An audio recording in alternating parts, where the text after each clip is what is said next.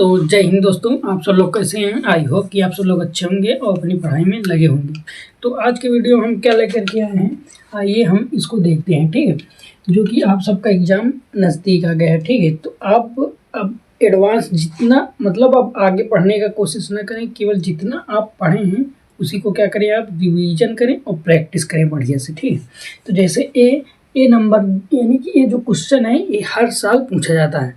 साल 2022 में पूछा गया था, 24 में, 25 में भी पूछा गया था।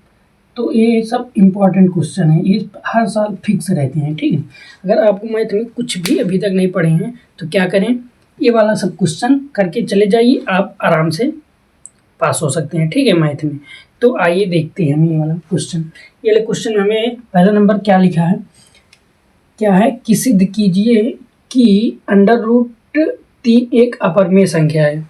अपरिमेय संख्या ऐसी संख्या मतलब जिसे हम p/q के रूप में ना लिख सकें। ठीक है, उसे क्या कहते हैं, अपरिमेय संख्या कहते हैं। ठीक है, तो हम क्या करेंगे, पहले हल लिखेंगे, फिर क्या करेंगे, माना अंडर रूट 3 एक परिमेय संख्या है। ठीक है, माना यानी हम मैथ में कुछ चीज़ें मान करके करते हैं। ठीक है, तो हमने मान लिया अंडर रूट 3 एक परिमेय संख्या है। तो क्या माना है हमने, तो यहाँ पर मानी है कि अंडर रूट 3 जो है वो एक परिमेय संख्या यानी कि a/b, यानी a/b के रूप में जो संख्याएं रहेंगी वो परिमेय संख्याएं होती हैं। ठीक है, पहला नंबर क्या होता है, परिमेय संख्या वो किसे कहते हैं, जिसे यानी p/q की यानी कि किसी भी बटे के रूप में हम लिख सकते हैं कोई भी संख्या को, तो हमारा परिमेय संख्या होगा। ठीक, तो हम क्या लिख दिए कि अंडर रूट 3 बराबर a/b। ठीक है, लेकिन ध्यान रहे जहाँ a व b एक अभाज्य संख्या है, नहीं अभाज्य नहीं, सअभाज्य संख्या, सॉरी क्या है,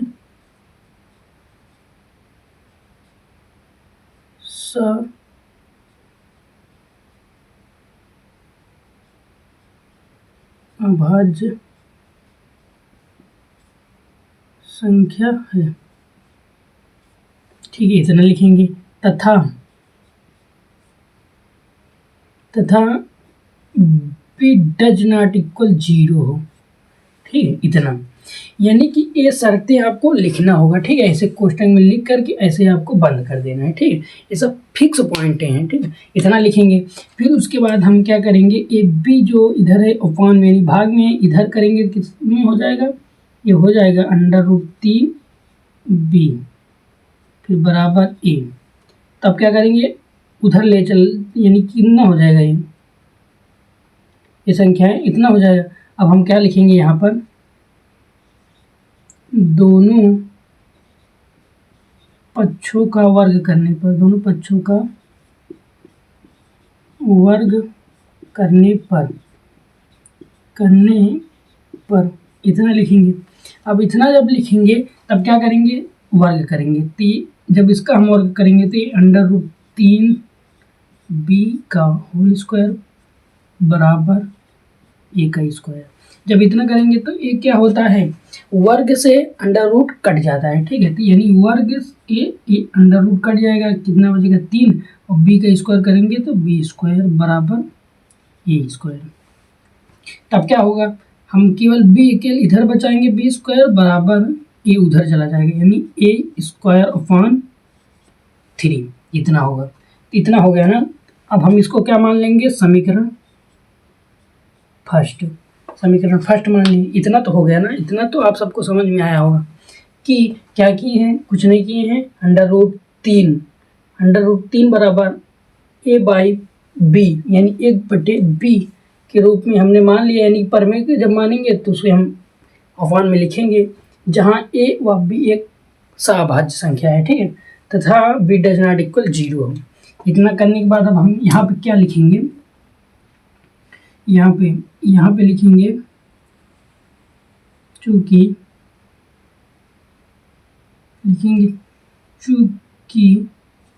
a स्क्वायर 3 से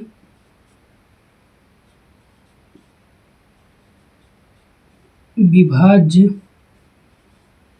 है, ठीक है। तो ये तो चूंकि हो गया, अतः ए 3 से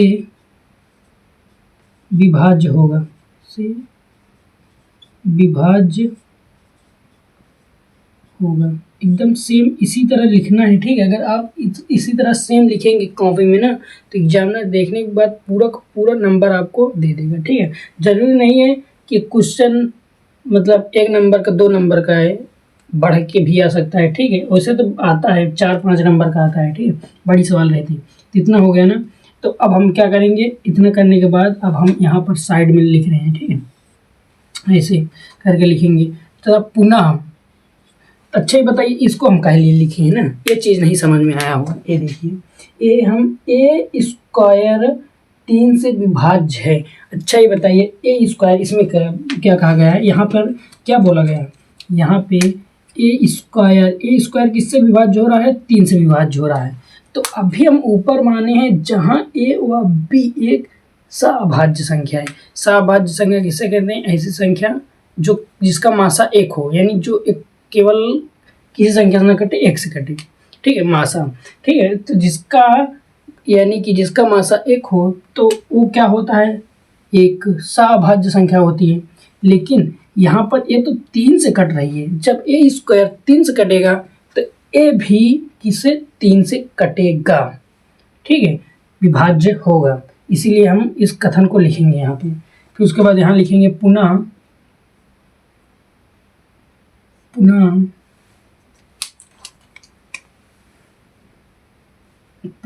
ए बराबर 3c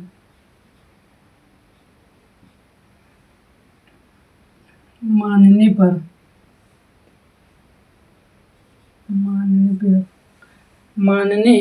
पर, ठीक है। अब इतना हो गया ना। अब क्या करेंगे, अब यहाँ पर इतना तो हो गया, तो अब हम क्या लिखेंगे, पहला नंबर, ठीक है। तो यहाँ लिखेंगे हम ए बराबर 3c। अब यहाँ लिखेंगे समीकरण फर्स्ट में ए का मान रखने पर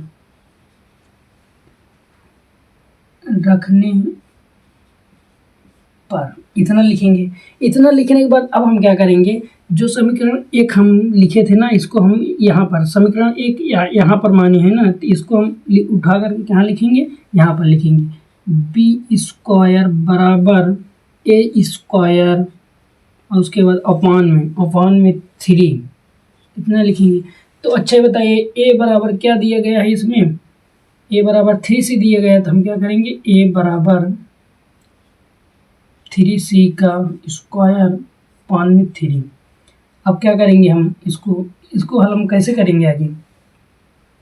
अब यहाँ पर क्या होगा, बी स्क्वायर बराबर, अब इसका 3 3 का 9 और c स्क्वायर अपान में 3। अब इसको काटेंगे, 3 1 कम 3, 3 3 का 9, कितना हो जाएगा, बी स्क्वायर बराबर 3c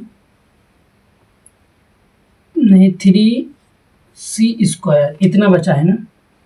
और फिर क्या हो गया, इतना बचा है। तो अब हम क्या करेंगे, सी स्क्वायर केवल बचाएंगे, ठीक है, यहाँ पे, यानी कि यहाँ पर नीचे ही लिख दे रहे हैं कि यानी कि सी अकेला बचाएंगे और उसके बाद बी स्क्वायर अपॉन 3 बराबर सी स्क्वायर, इतना हो गया ना।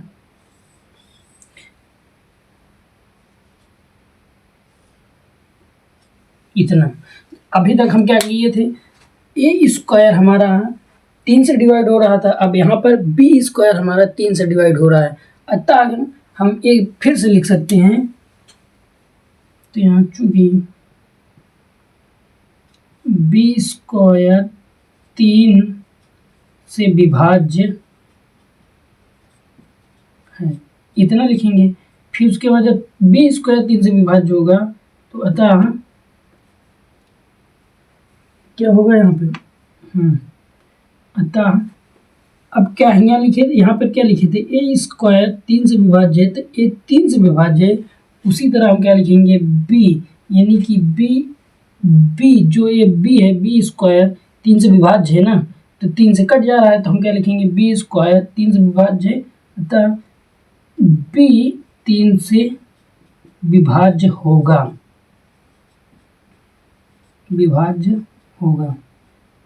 जब विभाज्य 3 से विभाज्य होगा तो क्या सभाज्य संख्याएं होंगी? नहीं होंगी। ठीक है, तो इसी क्या हो गया, इतना हो गया। ठीक है, तो अतः हम कह सकते हैं कि ये कथन गलत है। अतः हम कह सकते हैं कि ये कथन गलत है। ठीक, इतना लिखेंगे। इतना लिखने के बाद अब यहाँ पर जो ए स्क्वायर 3 से विभाज्य होता था ना, यहाँ पर क्या था, ए स्क्वायर 3 से विभाज्य होता था, तो उसके बाद अब क्या करेंगे, यहाँ पर ए 3 से विभाज्य हो गया। ठीक है, तो अब हमारा जो एक कथन है, तो इतना हल करने के बाद हमें क्या लिखेंगे, अतः हम कह सकते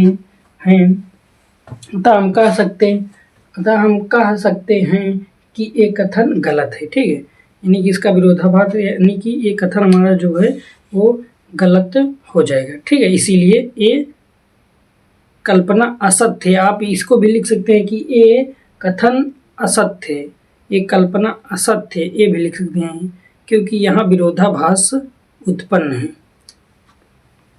यहाँ पे कहाँ पे लिखे हैं? ठीक है, यहाँ पे हो गया ना, यहाँ नीचे लिख दे रहे हैं कि अतः विरोधाभास, आप लिख लीजिए। ठीक है, अतः विरोधाभास √3 एक अपरिमेय संख्या है। इतना हो गया ना, तो इतना होगा। ये क्वेश्चन आपको समझ लीजिए, ये फिक्स है, जरूरी नहीं है कि हर साल ये बदलता है, हर साल यही क्वेश्चन आता है। ठीक है, आप इसको एक बार वीडियो फिर से रिपीट करके देख लेंगे, उसके बाद ये आपके दिमाग में बैठ जाएगा, आप जाएंगे तो वहाँ पर आसानी से कर पाएंगे। ठीक, तो अब हम चलते हैं नेक्स्ट क्वेश्चन की तरफ। तो दोस्तों अब हम चल रहे हैं क्वेश्चन नंबर 2 की तरफ। ठीक है, क्वेश्चन नंबर 2 में क्या कहा गया है, यदि एलसीएम 3563 बराबर 315 हो तो क्या कीजिए, ये सीएफ ज्ञात करना है। 3563 क्या होगा, यानी कि कुल मिलाकर हमें क्या ज्ञात करना है, एलसीएम का मान 315 दिया गया है और पहली संख्या दूसरी संख्या का मान हमें दिया गया है। ठीक, तो हम इसको एक आसान भाषा में एकदम समझेंगे। ठीक, एकदम विस्तार से। जरूरी नहीं है कि संख्या यही रहे, और बड़ी संख्या भी दे सकता है, दशमलव में भी करके देख सकता है। ठीक है, तो उसके बराबर क्या दिया गया है, हमें 315 दिया गया है, तो हम इसको एकदम आसान भाषा से हल करेंगे। ठीक है, आइए देखते हैं। ठीक है, चलिए, क्या है, ये सब फिक्स क्वेश्चन है। एक अगर आपको अगर ज़्यादा नंबर का नहीं दिखेगा तो अवश्य आपके पेपर में 2 या 3 नंबर का तो क्वेश्चन अवश्य दिखेगा। ठीक है, चाहे बहुविकल्प में ही पूछ सकता है। ठीक है, 1 नंबर का 2 नंबर का, ठीक है, पूछ सकता है। तो आइए हम इसको हल करते हैं एकदम आसान भाषा से। तो क्या है, पहले हमें लिखना है हल लिखना है। तो उसके बाद हम क्या लिखेंगे, एलसीएम हमारा 315 दिया है, तो पहले एक सूत्र होता है। ठीक है, जो आपको सूत्र पता रहना चाहिए। यहाँ पे सूत्र क्या है, सूत्र होता है, हम लिखेंगे सूत्र एलसीएम गुणे एचसीएफ बराबर करके पहली संख्या गुणे दूसरी संख्या।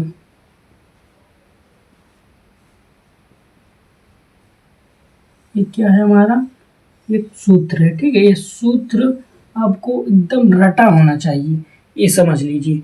ठीक है, तो आइए अब हम इसको हल करते हैं। कैसे हल करेंगे, हमें अच्छा ये बताइए कि एलसीएम का मान हमें कितना दिया गया है, 315 दिया गया है, 315 लिखेंगे, फिर गुणा लगाएंगे। एचसीएफ का मान हमें ज्ञात करना है, बराबर पहली संख्या कितना है, पहली संख्या 35 है, 35 लिखेंगे, फिर गुणे लगाएंगे। 63 दूसरी संख्या कितना है, 63 है। अब बताइए हमें, अगर हमें एचसीएफ ज्ञात करना है तो आप सब लोग इसको उस तरफ भेज करके आराम से हल कर पाएंगे। ठीक, कैसे, एचसीएफ बराबर, अब ये 35 गुणे 63 है, तो हम इसके अपन लगाएंगे। एक 315 जो है वो आकर कहाँ नीचे आ जाएगा, यानी यहाँ पे गुणे में है, यहाँ इधर चला आ जाएगा, बराबर इस तरफ आएगा, तो भाग में हो जाएगा। तो हम इसको काटेंगे 15 से, हाँ कट जाएगा ना। 5 से काटिए, 5 सते 35 और 5 छंग 30, एक बचेगा इधर चला 15, यहाँ पे 7 बचा, 63 से 63 काट दीजिए, कट जाएगा। तो यह CF का मान हमें कितना निकल कर आया है, केवल 7। ठीक है, यही क्या हो जाएगा, हमारा आंसर हो जाएगा।